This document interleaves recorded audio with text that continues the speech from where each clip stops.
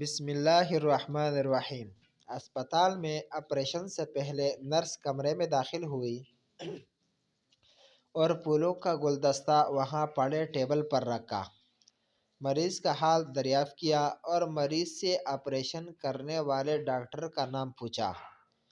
مریض نے بتایا، ڈاکٹر واجد راجہ۔ یہ سن کر نرس نے حیرت اور تعجب کی سی کیفیت سے دوچار ہوتے ہوئے کہا، کیا ڈاکٹر واجد آپریشن کے لیے آمادہ ہو گئے؟ مریض نے کہا، جی، واقعی وہی آپریشن کریں گے۔ یہ سن کر نرس کہنے لگی، یہ کیسے ممکن ہے؟ وہ تو دنیا کے مشہور اور معروف سرجن ہیں۔ مریض، اچھا؟ نرس، کیا آپ جانتے ہیں کہ وہ تو اتنی آسانی سے کسی کو وقت نہیں دیتے؟ مریض، اچھا، نہیں، مجھے نہیں پتہ تھا۔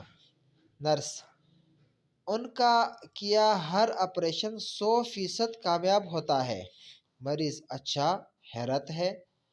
کچھ ہی دیر بعد کامیاب آپریشن ہوا اور مریض چند دنوں بعد صحت مند حالت میں اسپتال سے گھر چلا گیا۔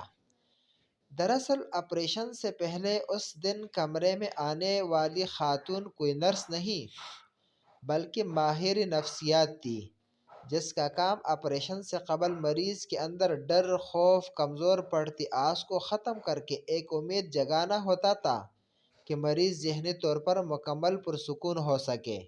یہی وجہ ہے کہ وہ کمرے میں نرس بن کر جاتی اور آپریشن کرنے والے ڈاکٹر کو مشہور اور کامیاب بنا کر پیش کرتی، جسے سن کر مریض مطمئن ہو جاتا۔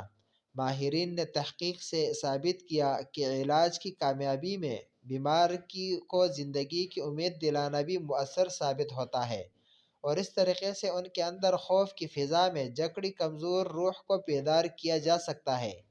یہی اصول دیگر شعبوں میں بھی کارآمد ثابت ہوا ہے۔